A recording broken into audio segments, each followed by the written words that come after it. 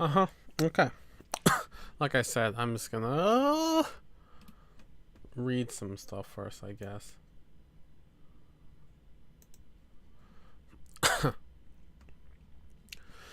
Where here's Psychosoma. He was a stranger in the master, and there isn't much to say. But here is what I do have. First, his power turns people into controllable wall-crawling monsters. Second, said monsters can take on a variety of forms, but two mentioned forms. Second, some monsters can take a variety of forms, but two mentioned forms. Second, but two mentioned forms are non-lizard and tentacle creature. Third, water creature. Able to inflict a lot of damage. They themselves cannot take a lot of damage. In fact, they've been described as fragile as glass. Okay. So, in a scenario. Back. So.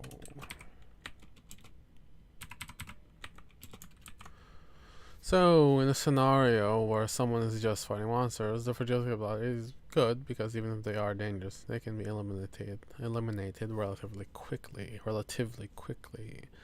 However, the fourth bit of information I can give makes that fragility somewhat of an issue. Essentially, when a person is turned into one of Psychosoma's creatures, they are not permanently morphed into said creature. The people are instead enveloped in what can be described as a tranquilizing net, with the monster we see being an outer shell. When that shell is broken, the victim inside is released as they were before transformation. Now, the issue that I alluded to earlier that made point 3, and even the latter bit of information a bit of a problem, relates to when Psycho will turn a group of people.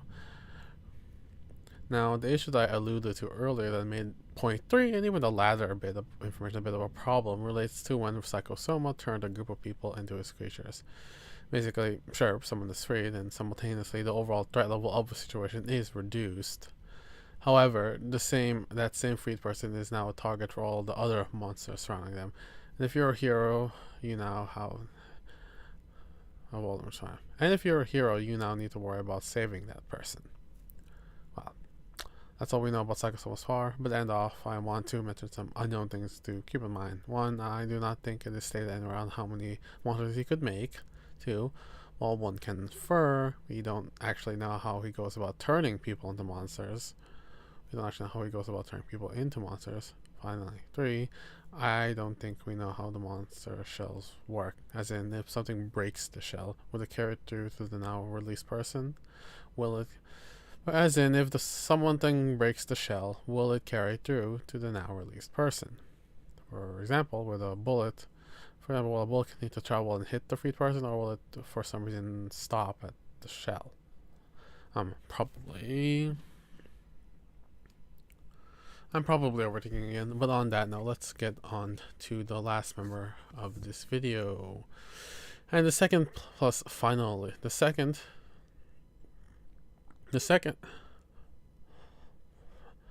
Well, let's get on to the final member of this video.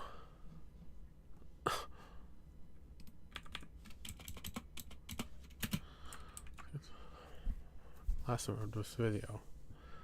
The second plus final leader of the Slaughterhouse line, Jack Slash. He was a blaster, shaker,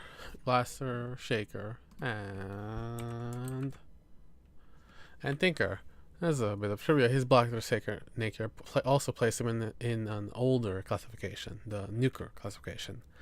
The latter being a way to describe shakers who could potentially inflict blaster-like offensive force.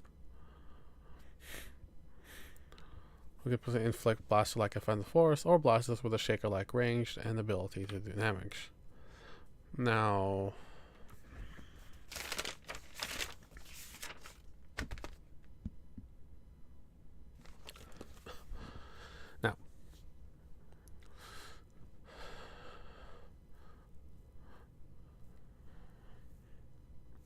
with that said, let's get on to Jack's power, starting with, surprise, his nuker power. His power warps space to extend blades held in either of his hands to an insane degree. As one can imagine, since the woven blade itself isn't being elongated, and instead being warped to emulate a longer blade, Jack's blades, when swung, also held.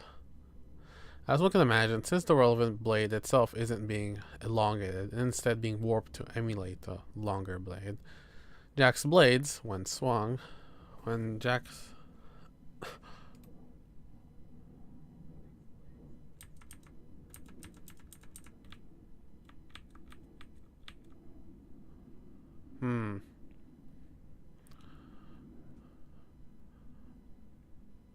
when Jack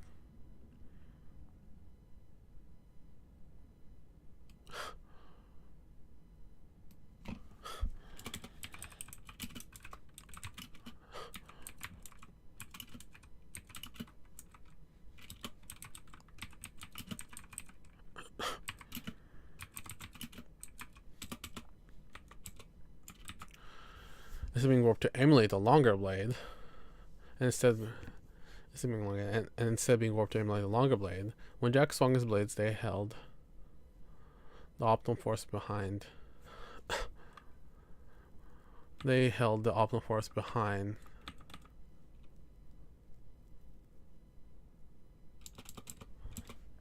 the swing. Being warped to emulate a longer blade. Since the relevant blade itself isn't being elongated, and instead being warped to emulate, since the relevant blade itself isn't being elongated, and instead being warped to emulate a longer blade, when Jack swung his blades, they held the optimal force behind the swing.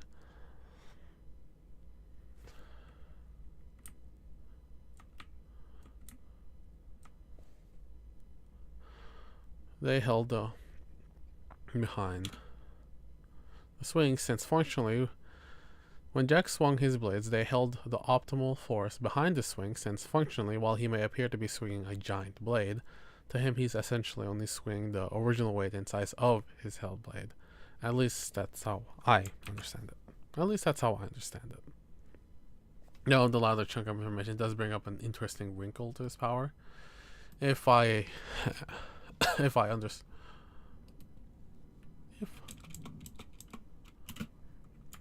understood it correctly, he still needed to have the correct blade for a given purpose. For example, whether he was up close or far away using his power, you could say that the most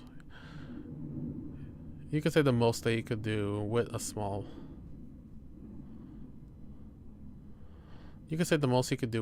pocket knife is, let's say, cut open someone's cheek. Realistically, even if swung optimally, he would not be able to chop off. Even if swung optimally, he would not be able to easily chop a limb off. So if you see where I'm going with this, if you wanted to chop limbs off from far away with his power, he would need to use something along the lines of a cleaver, or better yet, perhaps a sword. Evidently, even with his power, Jack is at least limited to some degree by what his blade is normally, by what his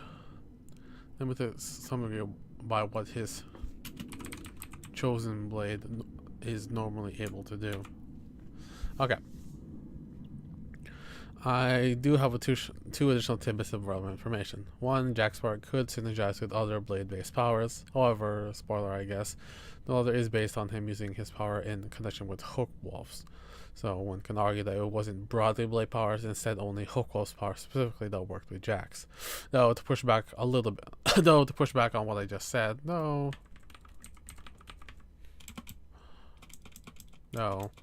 to push back on what I just said, that synergy is also possible.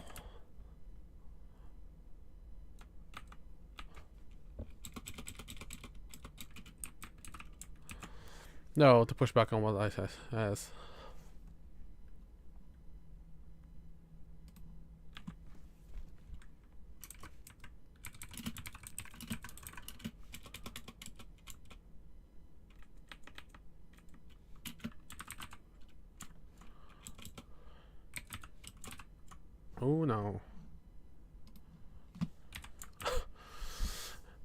to push back on what I just said, I'll note that said synergy was possible in large part due to Jack's own experience with this.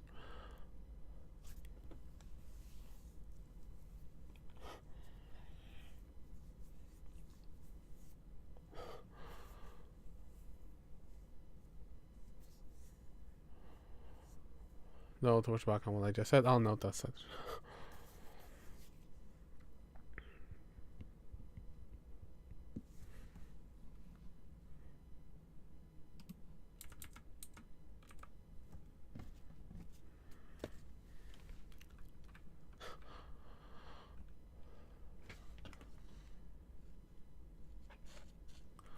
No, to push back on what I just said, I'll note that said synergy was possible.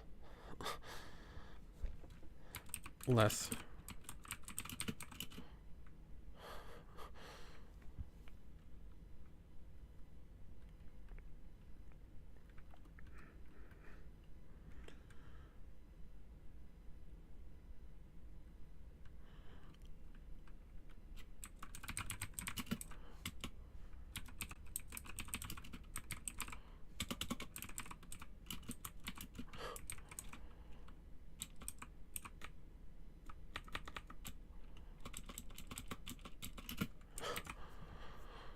I'll note that said synergy was possible. Synergy was possible less because of infinity between powers, and more due to Jack's own experience.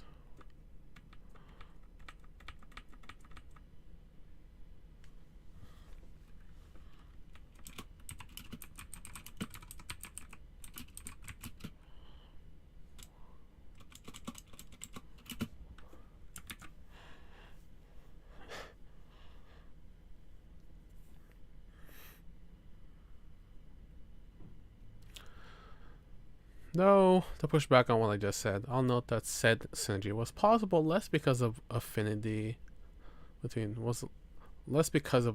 because of affinity between powers, and more due to Jack's own experience with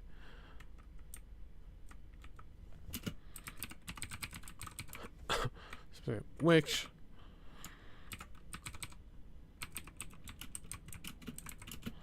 allowed him to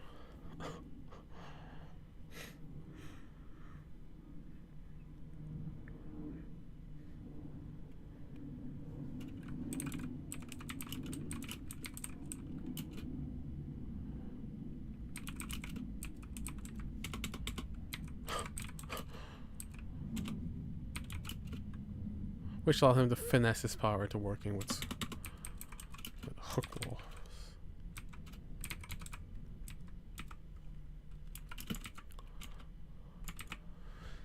Anyway, 2 is how Jack's power did specifically work on 2 is how Jack's power 2 is how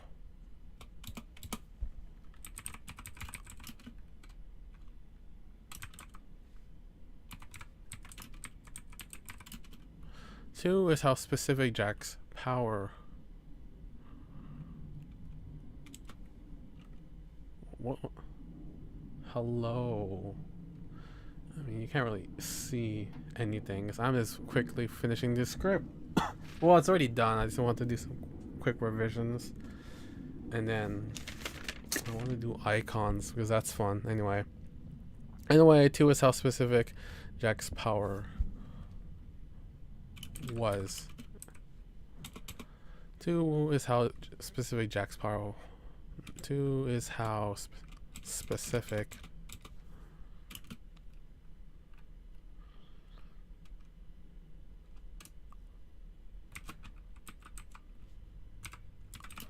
power was. Oh, you're gone now. Oh well. 2 is how specific Jack's power.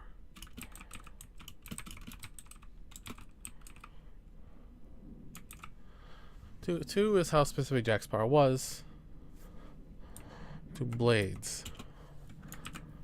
As in, if there was some sort of extra, special thing to up on the blade,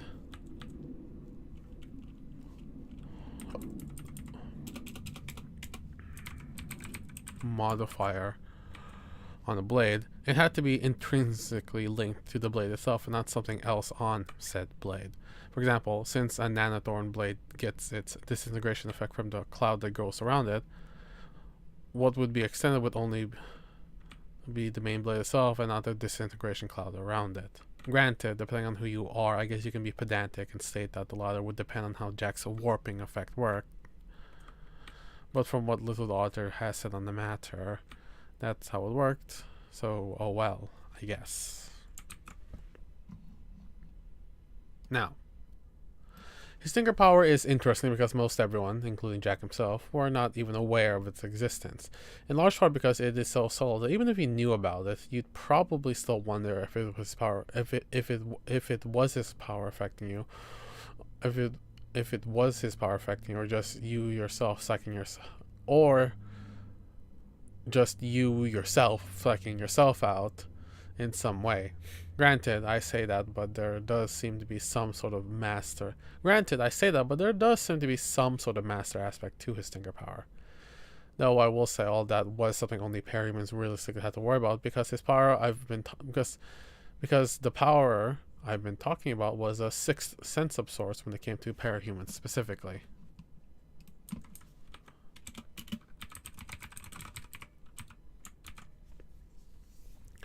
Said sixth sense can generally be divided into 3 levels.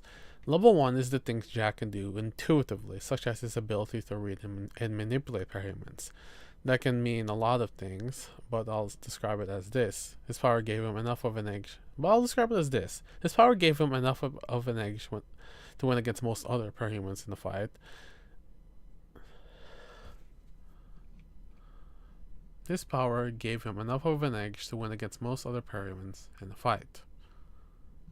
That same power also gave him enough intuitive knowledge to know what situations to avoid when it came to parahumans he knew he couldn't beat. Level 2 is the things that relate more to the passive ways. Relates more to the passive way he influences the shards of others, unbeknownst to him. This is less Jack doing things like in level 1, and more his shard doing things to other shards. I can't really give a good and comprehensive explanation on what that means, but I will at least try to give an abridged version of how I understand it to be.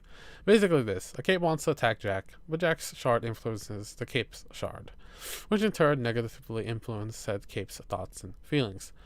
Due to that, the cape fumbles and messes up their attack in some way, or the cape disengages. In either case, the idea of Jack and the slime being somehow quote-unquote untouchable in some way remains. That is just one scenario, but I hope that at least gives some idea on how the process works.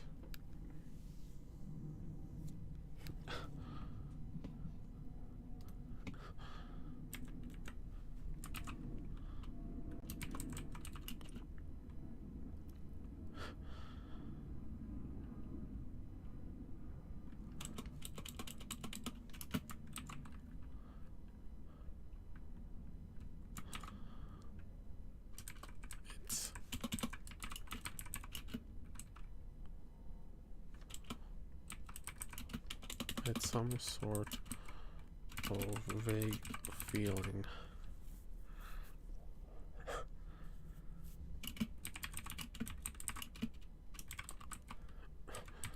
It's some sort of. Well, I hope that at least gives some idea on how the process works. It's some sort of vague feeling when you're Jack, I guess. It's some sort of vague feeling when.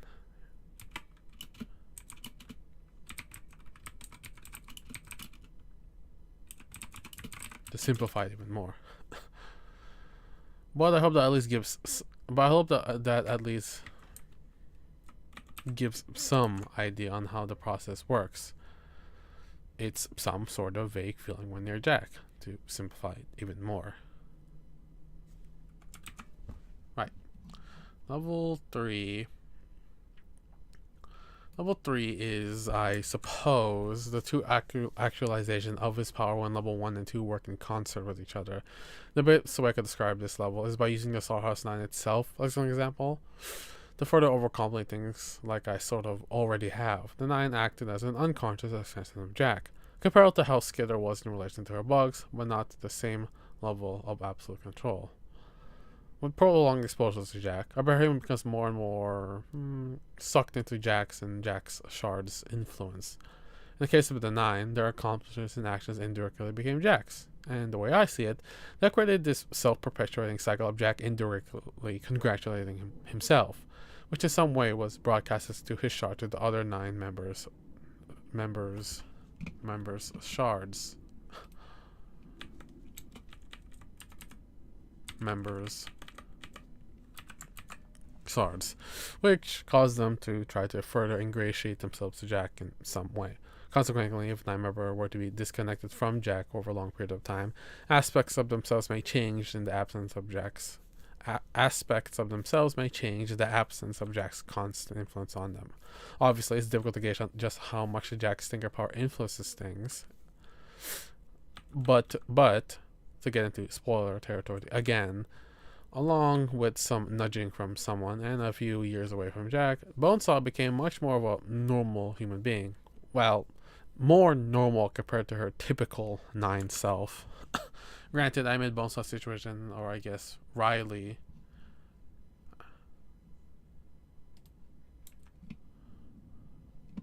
after she became more of herself, was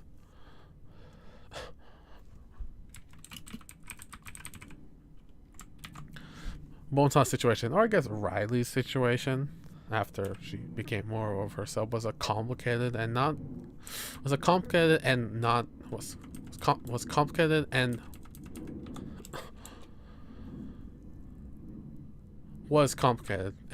most definitely not a normal one, and most definitely not a normal one. And most definitely not a normal one. I won't be going over this when I eventually talk about Bonesaw in a later video, but since it is relevant here, I'll quickly go over her situation.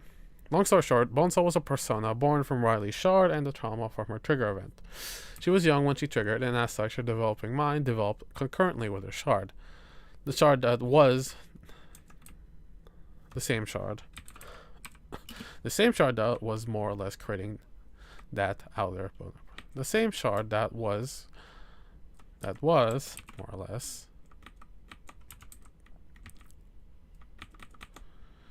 creating that outer Bonesaw persona.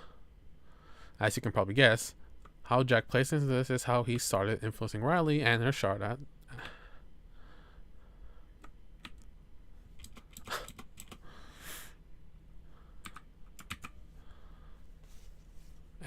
a young age. And given Jack's disposition, let's say, he manipulated Riley's shard to form the Bonesaw. He manipulated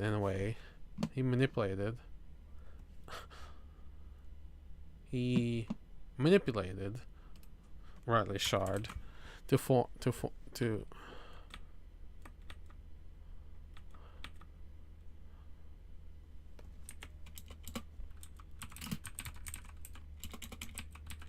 and helped form the Bonesaw persona that we see and hear about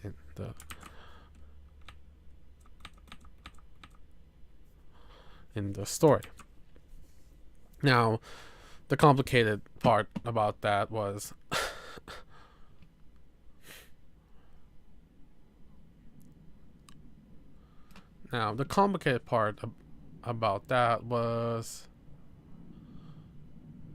was that even after Riley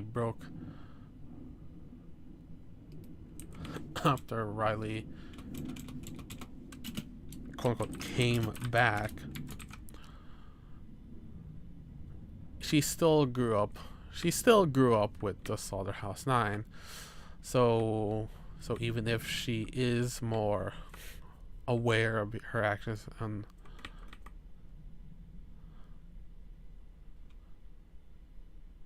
what she should probably feel in relation to them, her time with the Nine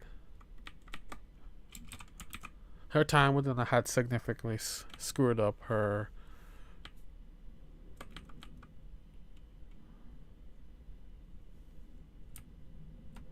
time with the Nine had significantly screwed up. Now, the complicated part about that was that even after Riley came back, she still grew up with the Slaughterhouse 9. So even if she is more aware of her actions and what she should probably feel in relation to them, her time with the Nine had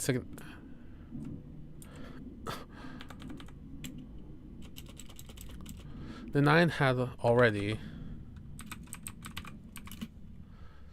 already significantly screwed up her emotions and morals.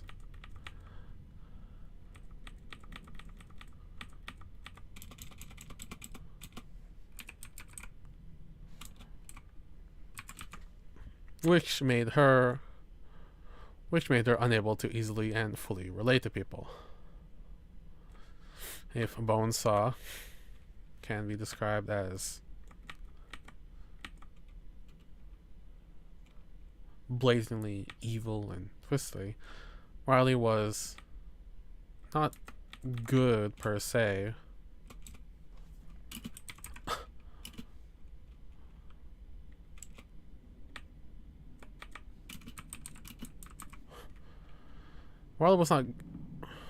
Riley was not good per se, but she was more well-meaning and reflective, though she did have sociopathic tendencies here and there. Anyway,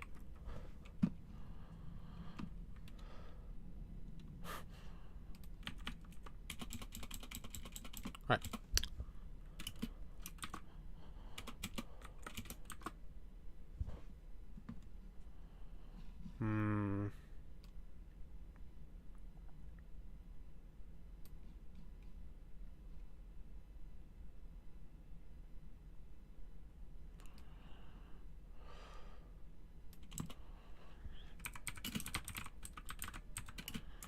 Well,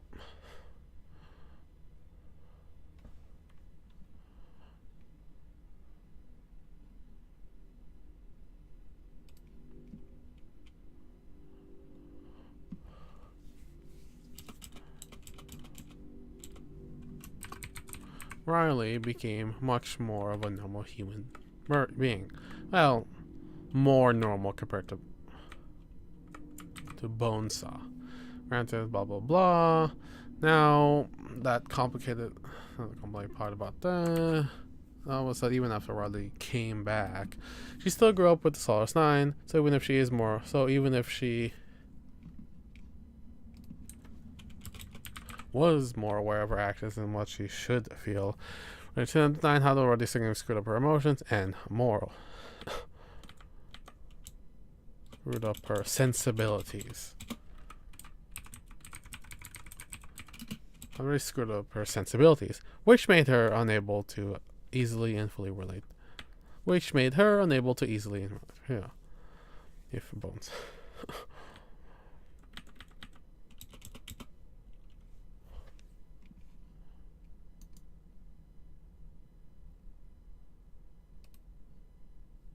Which made her unable to relate to people easily and fully. Bonesaw can be described as blatantly evil and twisted. Riley was not good per se.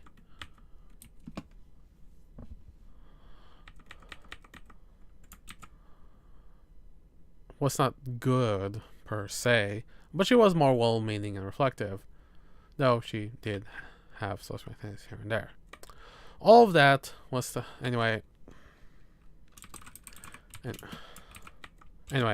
all that was to help me state that Bonesaw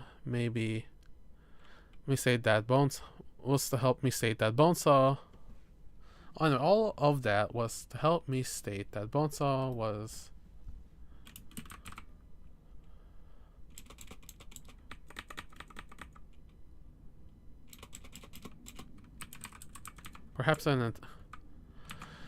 all of that was to help me state that Bonesaw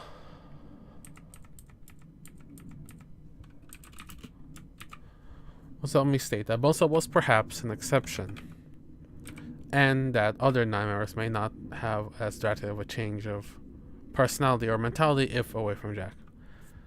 Bonesaw was perhaps an exception, and that other 9 members may not have,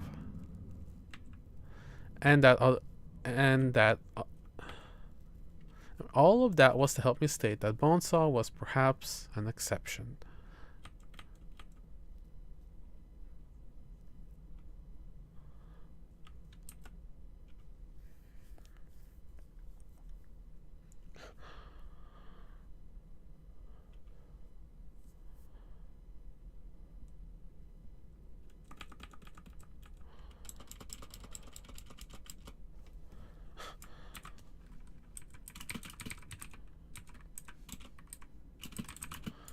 It is likely that other 9 members may not have.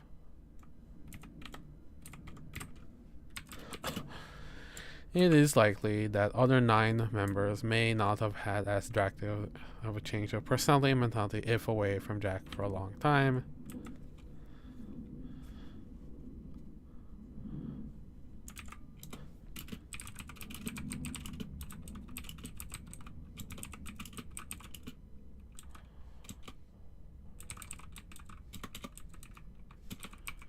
Already bad. Oh. Since their base personas are already bad. Well, the bones part was probably a bit out of left field, but overall, while I do think Jack's section is fairly messy, specifically the thinker part, I think it, all things considered, does a well enough job at conveying what I think his thinker power entails. What I think his power entailed. His thinker power entailed. Granted, I probably didn't have to divide it into 3 levels, but it is what it is. 3 levels, but it is what it is. I don't have anything else to say, so the video ends here. Okay, that's cool. That's actually done, but you know, I didn't change much. So let's actually look at what I want to do here. Okay, king. What's my... I really should stop.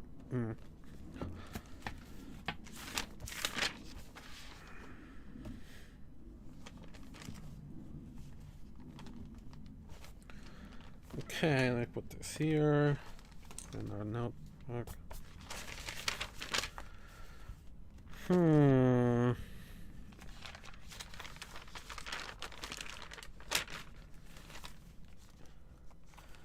Let's go with 2 p.m. I guess.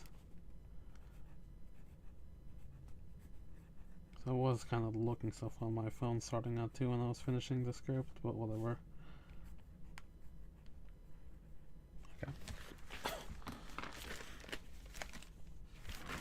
Okay. Okay, let's go with chess pieces because that's like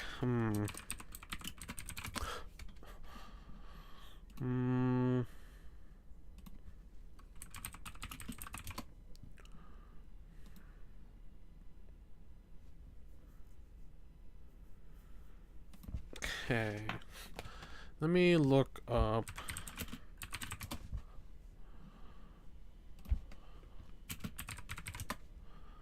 what's the color? That's not what I want. This one. Okay. Let's look up his colors. Okay. See, appearance, King Whisker has a broadsword, blah, blah, blah. Do we actually not have any descriptions of him past that? Of his costume? Or maybe we do. Can you not? There we go. How annoying. He was blonde.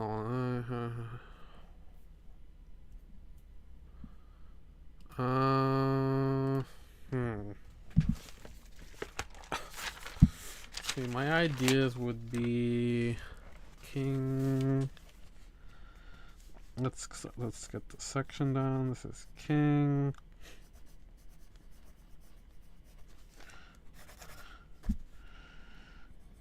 Probably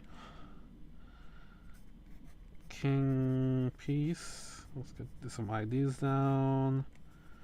And then pawn piece. Blonde question mark? Blonde / yellow question mark. Oh, links. Should they be chains? That'd be an interesting one to do. Chain to him, slaves. Brute. So, of course, for since I'm cheesy like that, they're gonna have a 9 somewhere. Because, of course, I'm gonna do that. XI 9, blonde, yellow, pawn piece, king piece. His master ability. Oh my gosh.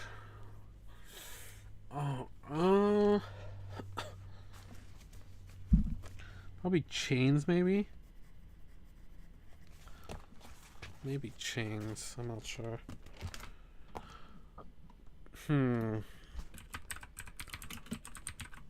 Cartoon chains.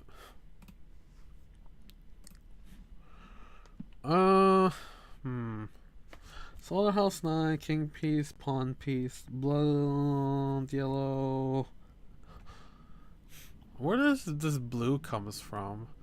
Where does this person get this from? It's probably from the story itself. I actually bothered to read it. Background, Gabriel, blah blah blah. Leader. Does it say here? Kick the king's one. Nah.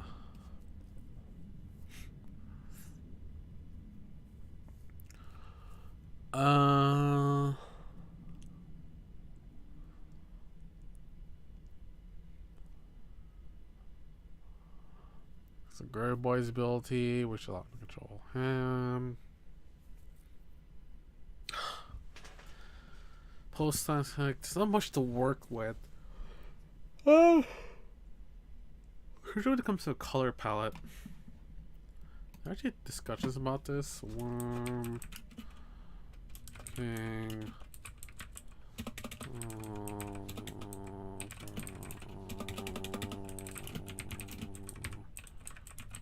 Appearance.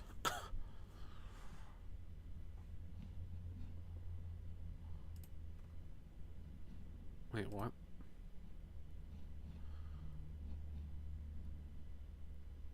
Costume? Oh my gosh. He was foot, okay, tall, but that doesn't really tell me anything. Okay, that's not helpful.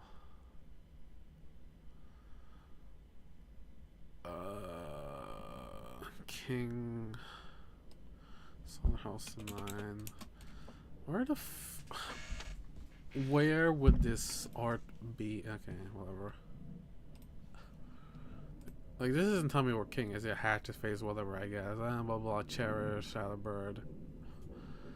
Blah blah. This doesn't help me at all. These are other people. This is a different era. Those are not helpful. What do I want? There's no. I mean, I guess. I don't like. Oh, I need to make it up as I go. Royalty colors of royalty. Oh gosh.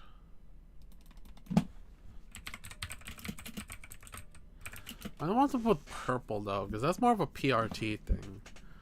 And we already have gold. Gold and red.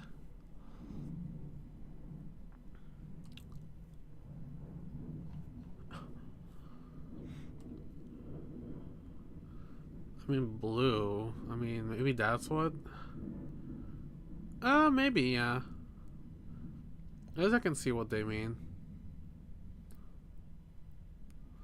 Blue, violet,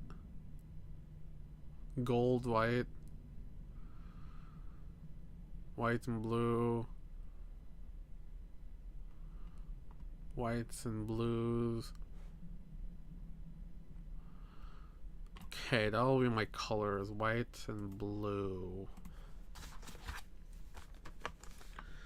White and then blue.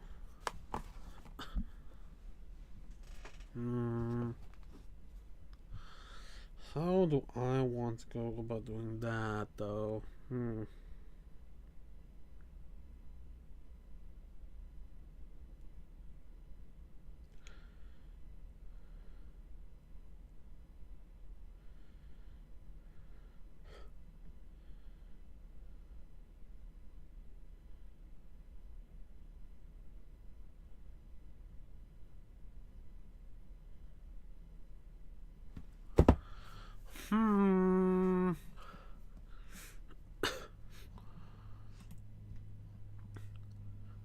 Would it be across that type of king though? Because they call him his pawn, so he must be the king. That surrounds him with self. He can't.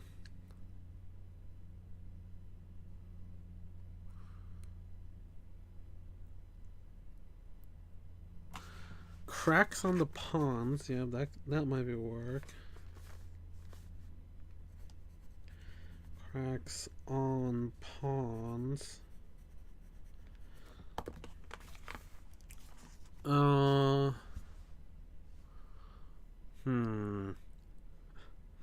King piece, pawn piece, pawn, yellow, white, and blue. And then we got, what the heck is my handwriting? Chains.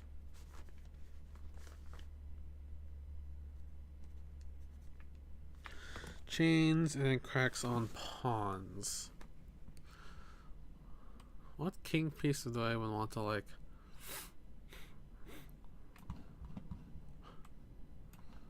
Chess king versions maybe?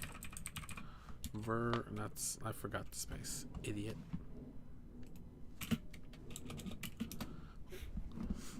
I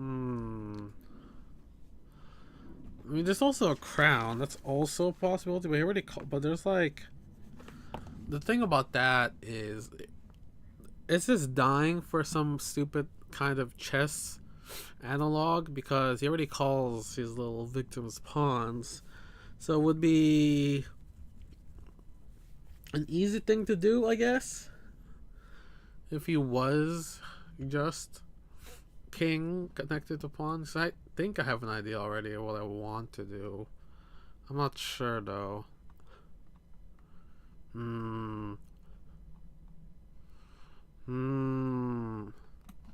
This looks kind of interesting. I don't know if he wants the cross thing. He's really into the whole cross thing.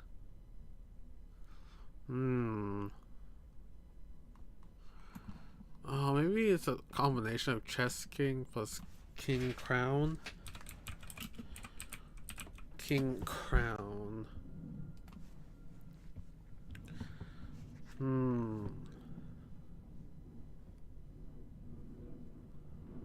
Crown king. Chess king. I don't want this one. Oh god, what the heck? Oh, whatever. This. Yeah, pawns, that will fine. I don't think there's anything else I can grab from that. And then chains. These are the, okay. These are the set of ideas I have. No. How do I want to go about doing this?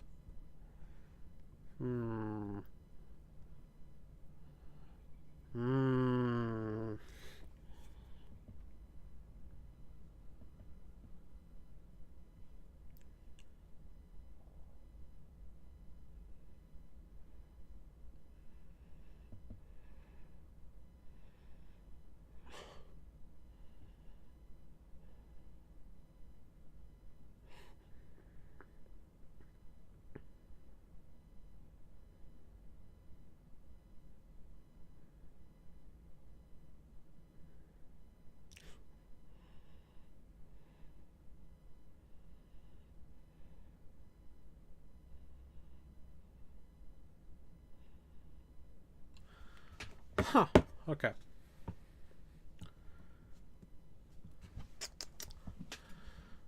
These are all the chains. Should I? Oh gosh. I don't know how much more different they would be, right? Yeah, not really. This is chains. Oh, actually, no. I can see what that means. Shackles plus shackles. Because I was just thinking of just connecting them, but if we put shackles on them, yeah, shackles, chains, cracks on pawns, XI, yellow, white, blue. How colored should this be though? Because I think the only colored one should probably be king, because he's the monarch, so he has the yellows and the whites and the blues. But then at that point, I would also need to think about the color palette for the pawns, which is could just be a gray. I mean, that might just work out on its own. Gray, brown, maybe brown and gray, grayish brown, solid white, solid black. But I don't know. I want some contrast. I think there's merit to it being black. This is like, oh, shadows I didn't think about, but it's also, I don't know, I don't think that might not look the best. It might be too homogenous. Unless I do different shades of gray, black, whatever. Maybe just gray. I think gray will work just fine. I don't know.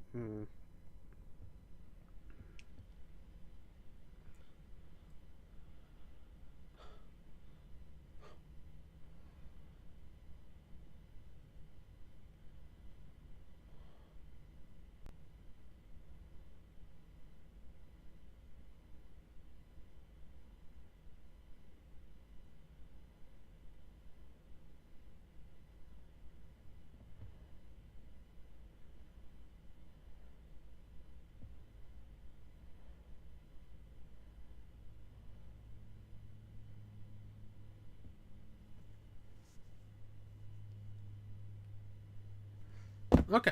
I think I got my idea now. Let me do a sketch on my notebook. Okay, sketch time. Okay, let's look at the king's crown first, though. Which looks interesting and fun, but also not difficult because I'm a bad artist. So what's evocative to what I want, but also still applicable for my reasons?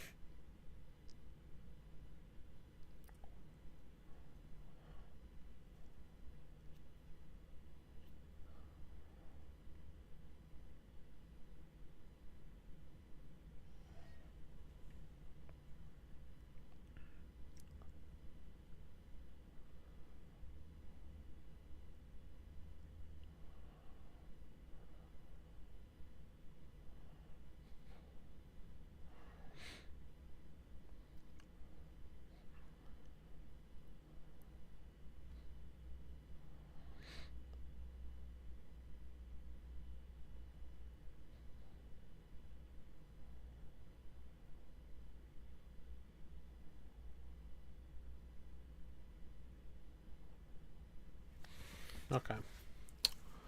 I want what's my template that I want? I don't want any crosses. I don't think. I mean, maybe he would go for that, but something interesting but ornate, so something I can modify too, though. Maybe not a normal crown. He looks to be these types of crowns. Silhouette.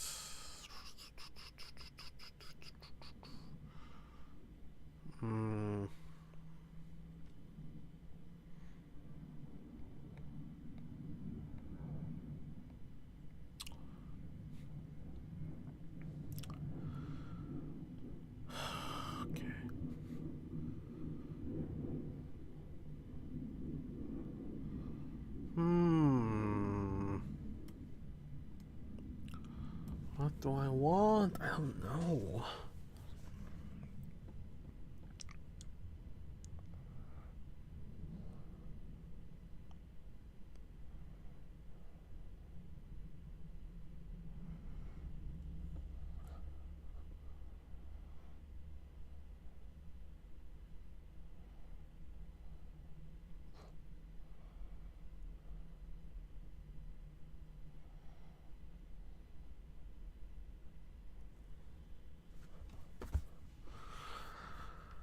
Oh my gosh, I don't. Something so simple that I can't just decide. Because there's so much for me to contemplate about.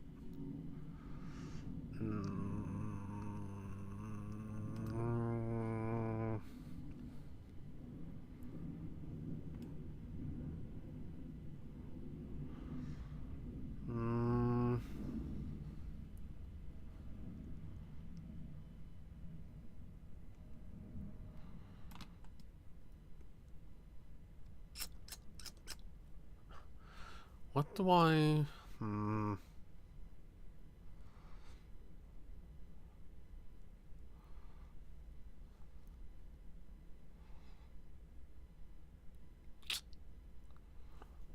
Excuse me.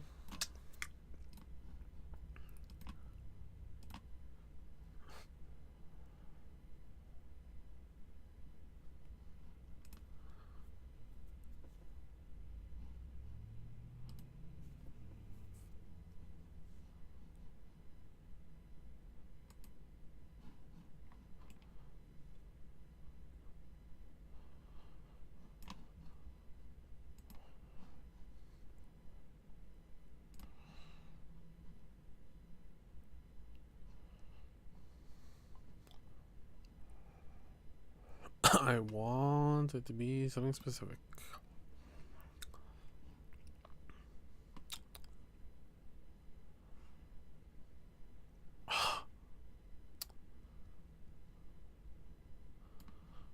I'm gonna go with this one. So I'm gonna remove this though.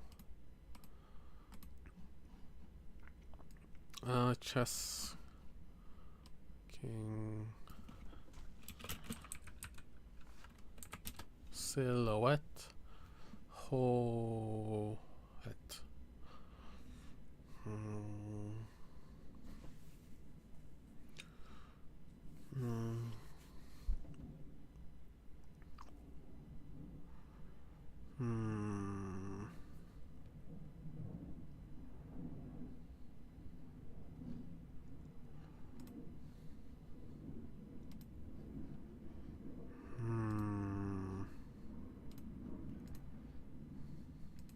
That's a bishop.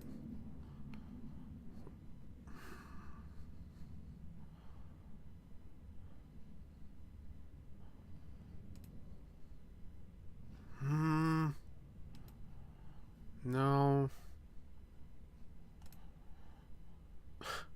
Isn't this a queen?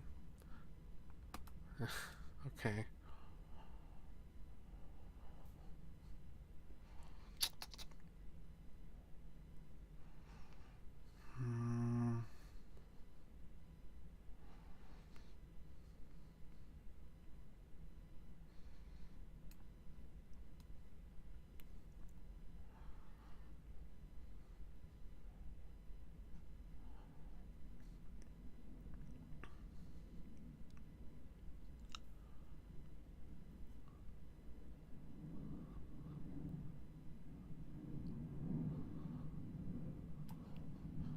Okay, this one.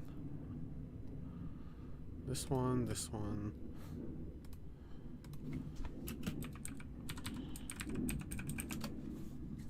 Oh gosh, I spelled that correctly. Wow. Just give me one.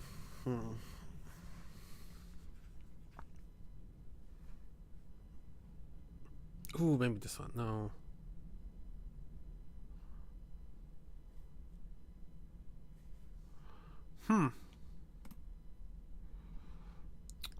I don't want that. I guess that's fine. That's fine. Kind of what I want to do.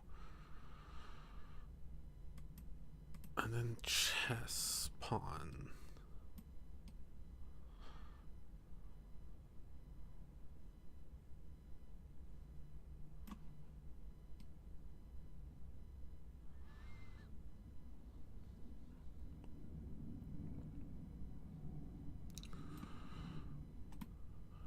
Maybe that.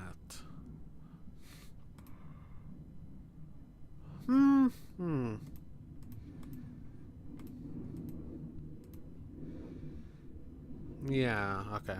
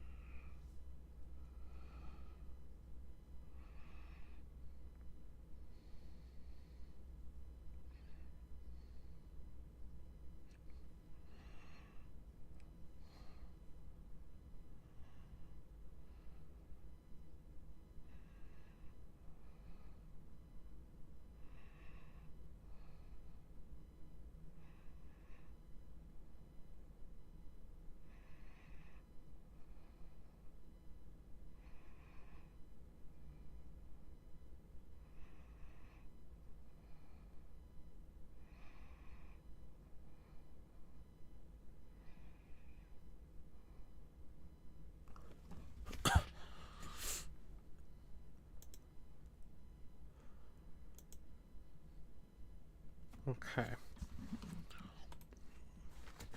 So if we just go...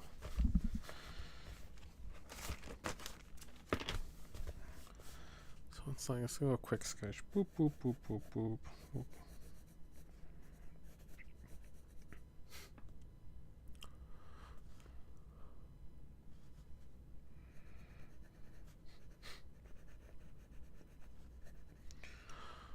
Okay.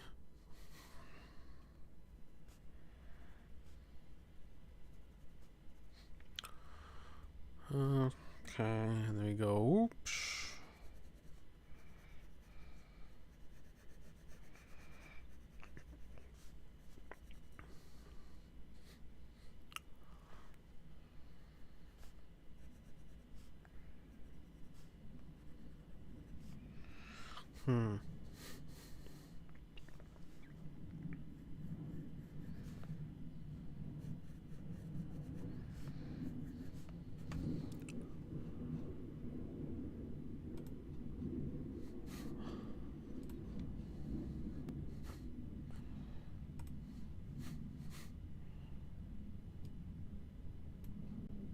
Okay.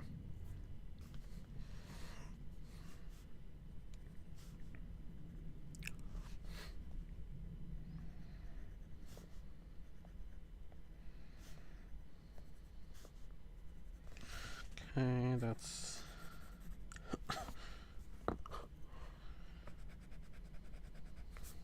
Okay.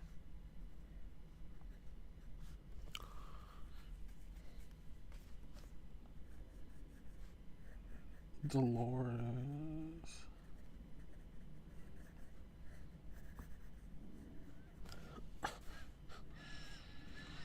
Okay, that's the basic shape of it. And then we need to put the king's crown on top to make it a bit more poppy, I guess.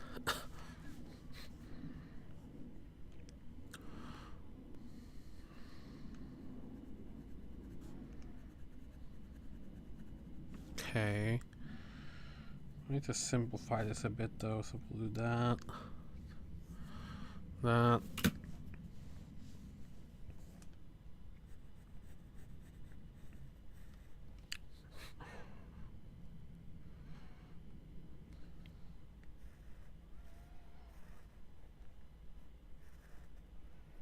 Doo-doo.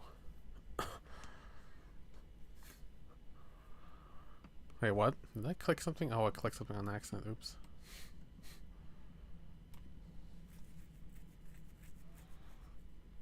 Hmm.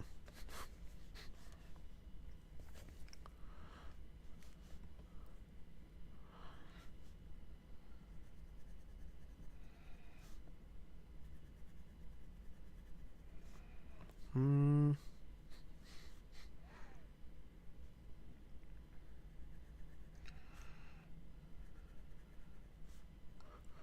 Doo-doo-doo.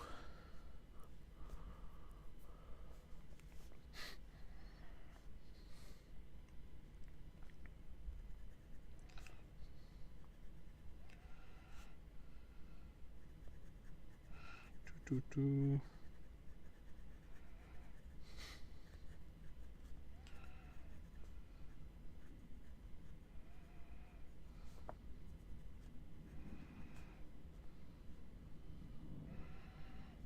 Hmm. Okay.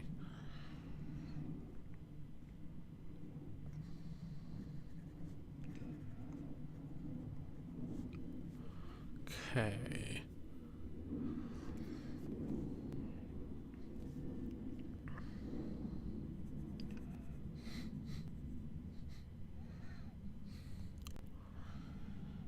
Doo-doo-doo.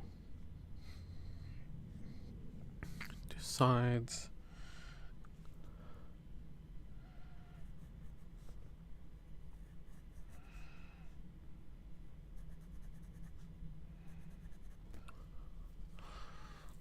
Okay.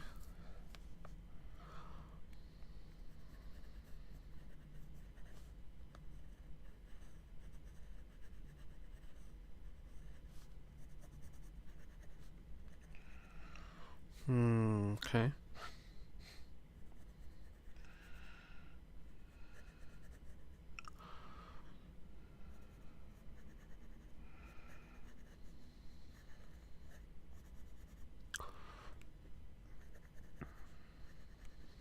Okay.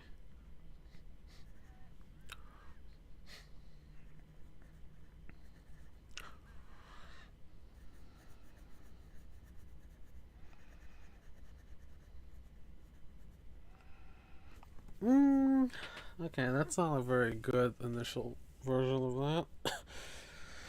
But yeah, I think that's about what I do have. Hmm.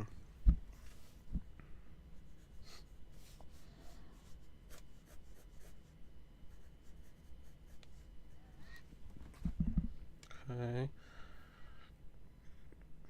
Even though it looks not quite right, but that's generally what I want.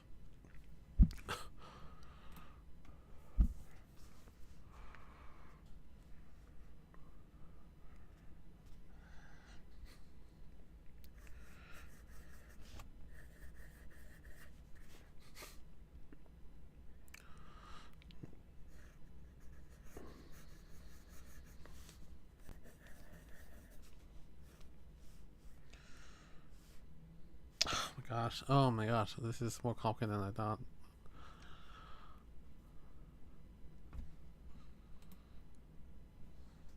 Hmm.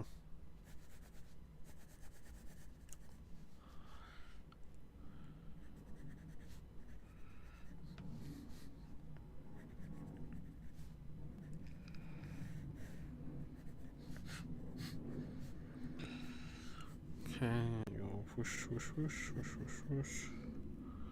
Whoosh, whoosh, whoosh, whoosh, whoosh, whoosh, whoosh. Hmm.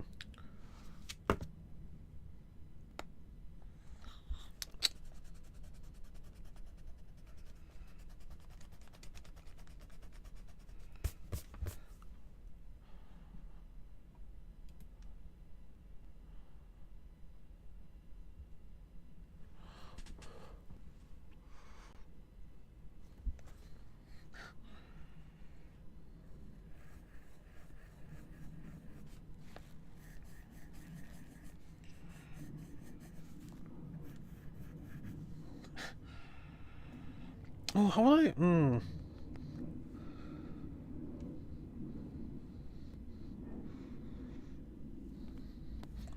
Maybe the chains will be black.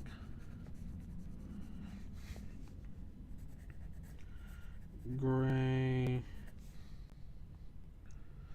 Hmm.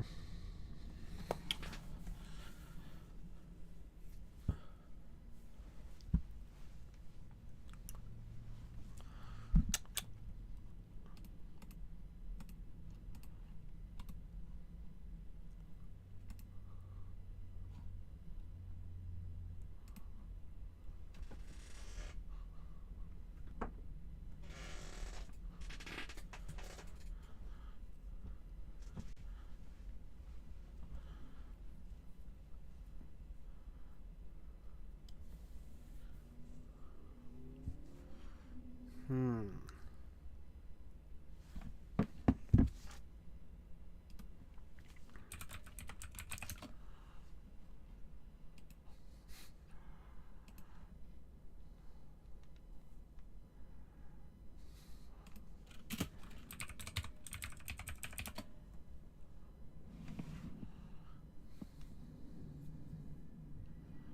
Hmm.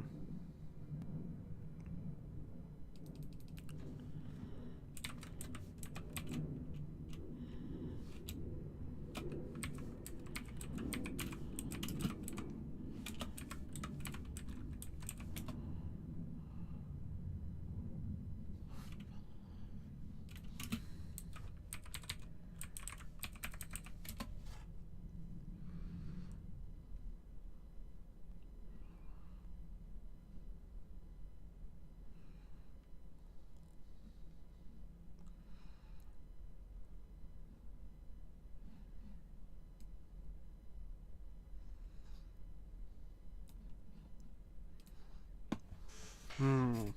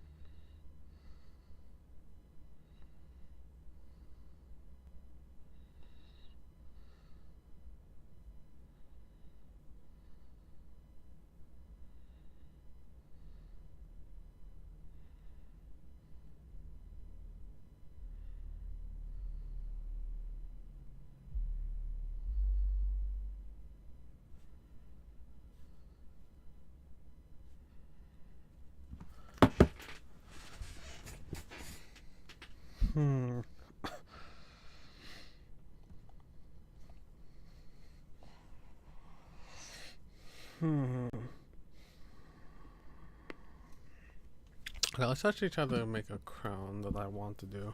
Okay. Or put on top of a king piece. Okay, so let's curve.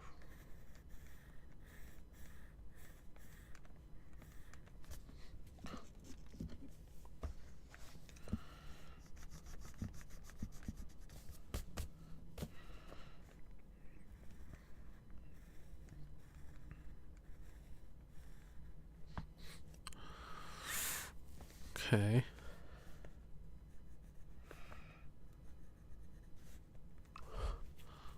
Okay.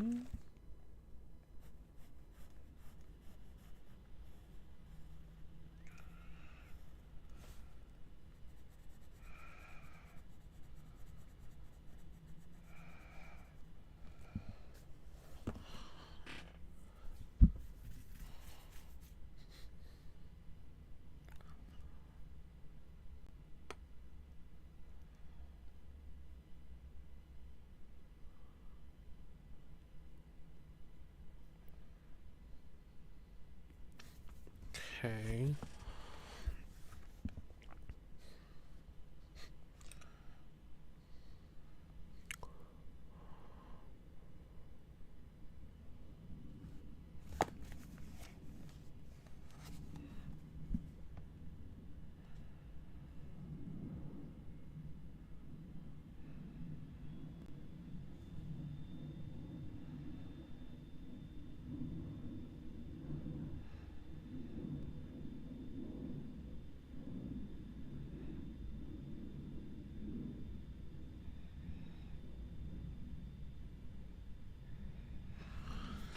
Oh gosh.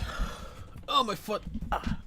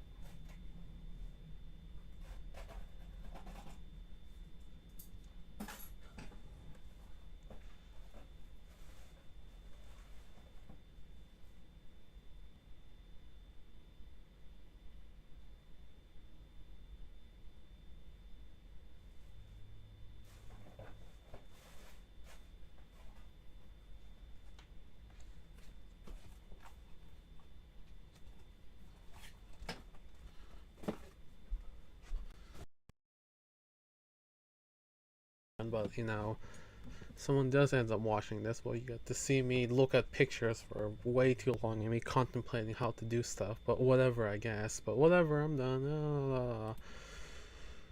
Who cares? Well, that was fun, I guess. So I should do something different than writing a script all day long.